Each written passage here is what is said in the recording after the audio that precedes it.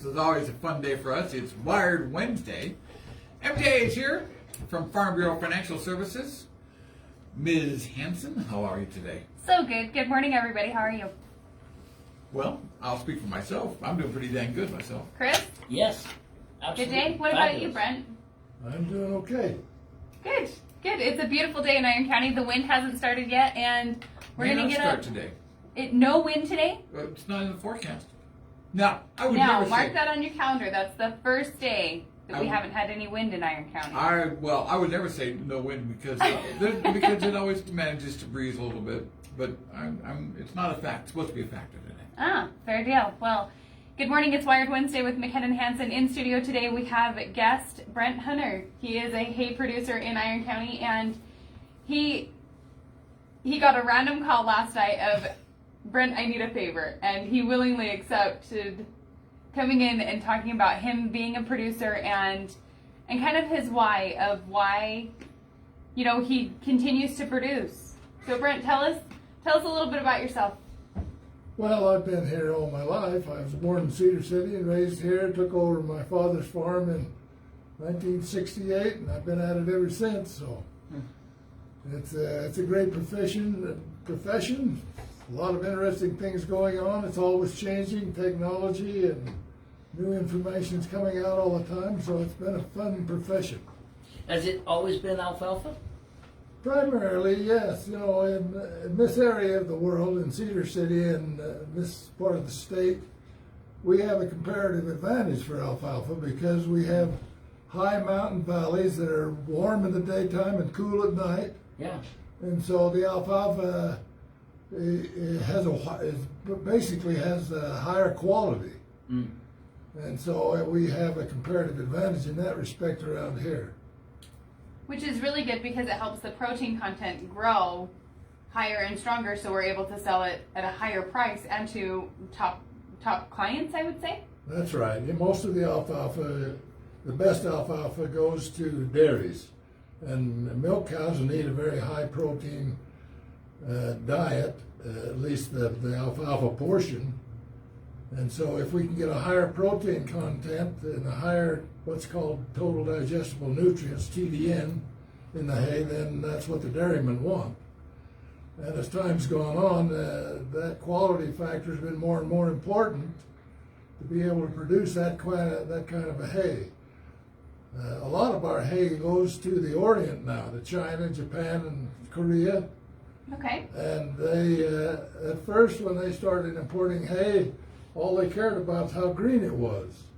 But as time went on, they realized that the green was nice, but the higher testing hay was what they preferred. And so now that's what they want too. So there's a continually higher demand for the higher quality alfalfa. Is it dairies in Asia that are the primary users as well? Yes, yes.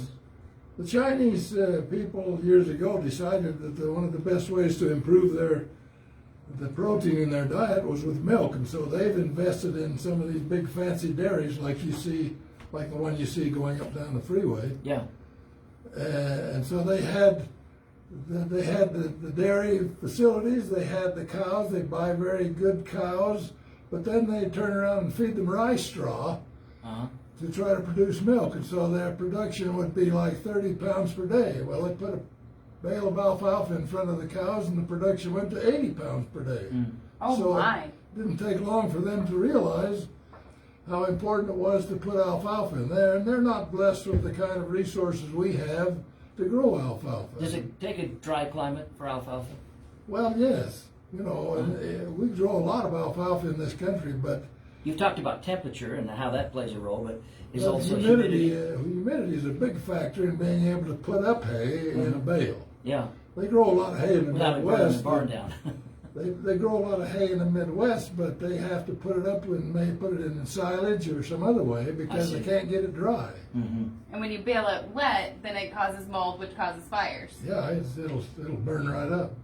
It's incredible how the different aspects of just being an alfalfa producer, are taken in stride, because you have to think about all of these different aspects. If it's going to rain, when it's going to rain, when you're going to cut, how often you're going to cut, the different protein qualities, when you got to bale, when you need to bale. when you can bale. You know, there's a lot of different factors in that. So where do you find your true peace with farming? Is it sitting on a tractor? Is it looking out over the fields after a long day? Well, I guess it's all really an interesting livelihood.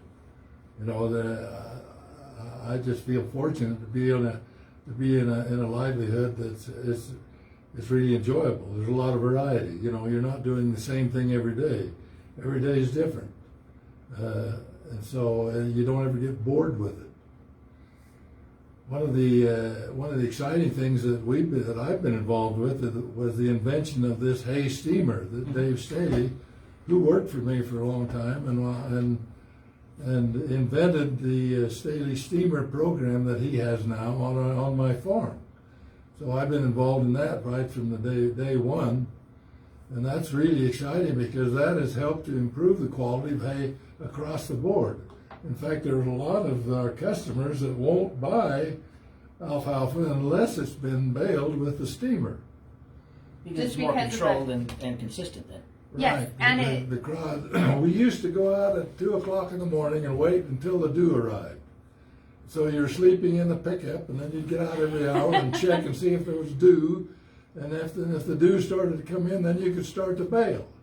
Well, the dew comes in, and then it gets plenty of dew, and then it gets less dew. And so you have not a consistent product.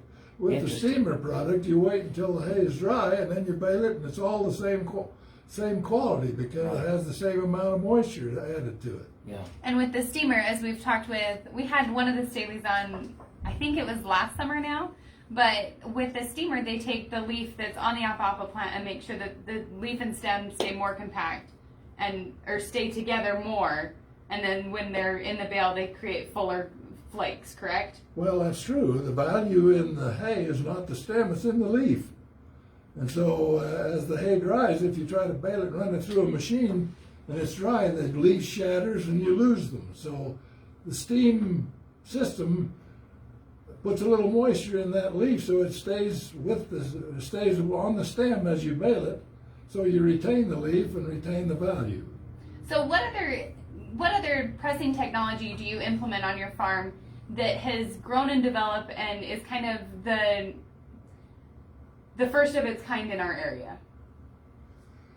Oh, I don't know that I've done anything that's been the first, but as I said, there are always new things coming along in the industry. We grew a new crop last year to rotate alfalfa. You have to rotate alfalfa about every 5 or 6 years because it wears out, and so you need to have the field free of alfalfa for at least a year, because if you try to replant alfalfa right into a field that just came out of alfalfa, the old alfalfa creates an alpha toxin that actually will prevent the new crop from growing. Interesting. So you have to have it out for a year or so. Actually, it's better if it's out for 2 years. So we usually in this area rotate with a grain crop that we cut and bale and sell for cow feed. We tried a crop called millet last year, and it seems to turn out pretty well too, because it's a warm season crop as opposed to the grain crops, which are cool season crops. So they don't do very well in the summer. But the warm season crop, like millet and milo and some of those crops, they do well when it's hot. So those are kind of the kind of things that we're experimenting with all the time. So Where's the market for those products? Well, it's for. Or are you mainly just doing it to occupy? Well, it's a good cow feed. You know, it doesn't. I mean, there are a lot of cows that are not high-producing dairy cows. There's beef cows and dry dairy cows that can get along fine on lesser quality hay or lesser quality forage. I see. So that's what it goes for. I see. So how would you plant these types of things? What kind of implements do you use in going through and rotating your crop? And I mean, when I watched farmers out in Lincoln County, a rest crop meant that you had to plow up the field, you had to level the field, you had to use these huge bars that were like 20 feet long just to re-level the field. Tell us about that process. Well, we do the best we can to get a field really level and smooth before we plant alfalfa, because the technology we have, the machinery we have nowadays, I mean, we drive these swathers out in the field, we're going 17 miles an hour. Holy And Hannah. so you really have to have a smooth field, or else it'll bounce you right out of the cab. Good to know. And so, but we're doing some things now. Once you get the field nice and level, then you grow alfalfa for 5 or 6 years, and then we're trying a new technique where instead of plowing it up, we just drill in the three-way right into the old alfalfa and grow a crop of that, and take that off in the spring, and then we plant the millet right into that, and take that off in the fall. Then we can plant another three-way winter crop for the fall, and the next spring we go right back into alfalfa, and we won't have to cultivate the field. Wow. And so that's a real advantage. That saves a lot of time, I'm sure. It's good for that saves fuel and labor expense and machinery expense, but it also preserves the value in the soil, the microlife in the soil. The soil conservation people are telling us we need not to plow, not to disturb the soil, because it loses the carbon out of the soil, and so that will be an advantage if we're able to grow a crop without cultivating the soil. Well, and just like a garden, I would say, because on a lesser, very far lesser scale, I grow a small garden in my yard, which is maybe a total of 20 square feet. So I know nothing about like the big productions of this other than observing. But it would be like leaving your garden, to die and then plant your spring seeds underneath the forage that's already there, so that it would just re-fertilize it almost, like recycle and reuse the nitrogen and things that are in the dead plants. So you're saying the nutrients are best preserved by this newer method? Is that what I'm understanding? Well, that's true. You see, there are billions and billions and billions of microorganisms, both plant and animal, right, in the soil. And those organisms, they need air, water, and food. And so if you can create an atmosphere in there and not disturb, in other words, don't tear up their house every year, then they can propagate and be more useful to develop the fertilizer. They can decompose the crop residue. They can basically create fertilizer out of what's in the soil better than the artificial fertilizer that we put on there. So if we can leave all of those microorganisms in the soil and not disturb them, then they can actually build the soil better than us running out there every year with a plow and tipping them over and tearing up their house. Which is incredible to me. So how many years have you been doing this? Well, I don't want to tell you how old I am. But No. You took over in 68. You took over in 68. But how many years have you been doing kind of this new technique, this new technology, with not disturbing? I've been aware of these kinds of technologies for a long time, but it's very difficult to try to transition into them. But as I said, agriculture is such an exciting industry because there's always new improvements coming along, people discovering new ways to do things. And so I try to keep up with some of these the new techniques that are coming down the pike. Which is really nice, because it's enjoyable to know that producers out there are trying to continually learn. Just like me as a business owner and other individuals out there, we're always continuing, to learn. School is never just, kindergarten to 12th grade. You continually learn all your life, and once you stop learning is where you fail. When you're not willing to accept new information or to bring in or research new information as it's coming in. So it's really cool that you want to and you seek new technology that's out there to not only better improve your own production, but it seems like the production of the valley will benefit, because you're kind of I wouldn't say the father of farming here, but you're known in the valley as a resident expert. Well, that's like I said, an expert's a drip under pressure. Well, one of the great challenges, of course, we're having is water. Alfalfa uses a lot of water compared to other crops, and so we're struggling with that now. Have you found that the new nozzles are feeding the canopies better than the older nozzles? Well, we think that these new irrigation techniques are helping. Where the jury is really still out. We haven't had enough experience with them. See, I've had some of these LIPA systems on my pivots for about 3 years. Some of them seem to be working very well. Others are not doing as well. And so it's a matter of trying to micromanage the system, adjust the system. But I think those people that have been involved in this LIPA technology under pivots feel like they're saving in the neighborhood of 20% of the water. Wow. So that's quite a bit. That's huge. So. Well, and one thing that I noticed driving down to St. George, that 1 week that we had 2 or 3 days of just straight wind coming out of the south. It was blowing Lee Hewlett's dry field clear up, the 15. But off to the off to the west, excuse me, there was a couple of pivots. They had the new LIPA system, and then one of the pivots didn't have, they just had the traditional, nozzles on them, I guess. And I couldn't see any of the water being whisked away with the LIPA system because the canopy had grown up high enough to kind of retain the water underneath there. Where the other water was you could see it was being blown 10 or 15 feet, and I'm sure well past there, but just the visual of that. So I'm really encouraged, I guess, that the products are working for you, that they're becoming a better staple in your production, because if we could all save 20% water, that would be incredible. Yeah, well, we hope. We think so.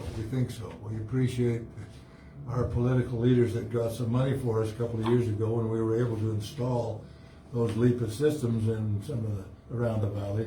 Evan Vickers really went to bat for us. Yeah. And he's been a great representative for us, a great supporter of agriculture. So we did put those in. And then last year, Parowan Valley adopted that. They got some help from the legislature, and they put a lot of LIPA systems in. And I think this year the legislature approved some more money, so we anticipate we'll be able to do more of it this coming year. That's good. It's incredible. So with the few minutes that we have left, what would you say to any younger producers out there, where do they need to reignite their fire? Like what do young people need to get re-involved in to make sure that we can still sustain our living conditions here? Well, I think if young people have interest in agriculture, they ought to major in college in agricultural things, because there's a tremendous amount of need for people who are educated and understand agriculture to help in the government and in private industry.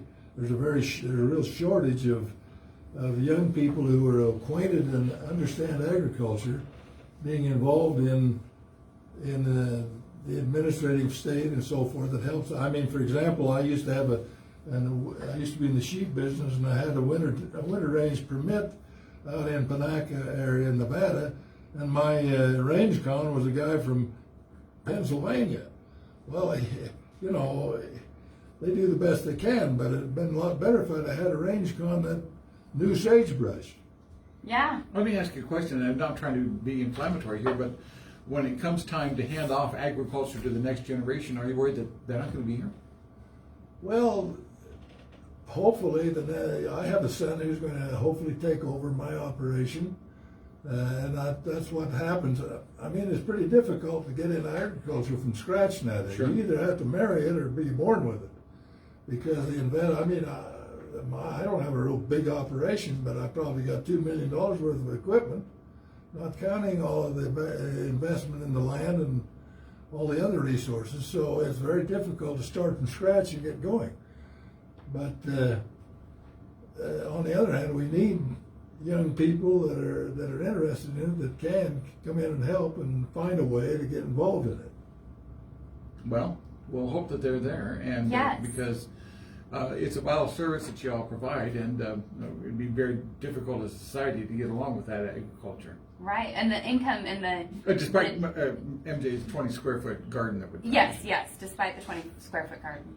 Thank you so much, Brent, for coming on today. It has been a pleasure being able to speak with you and to hear your story and all your different techniques that you've been implementing over the years to bring your production up to better benefit, not only your production, but what you grow here, you spend here as well. So we really appreciate you and what you've done for this community and what you continually do for the community. Well, thank you for your support. We appreciate all you do too.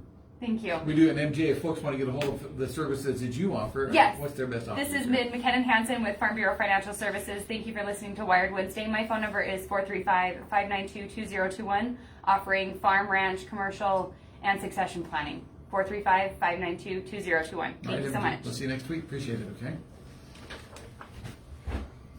All right.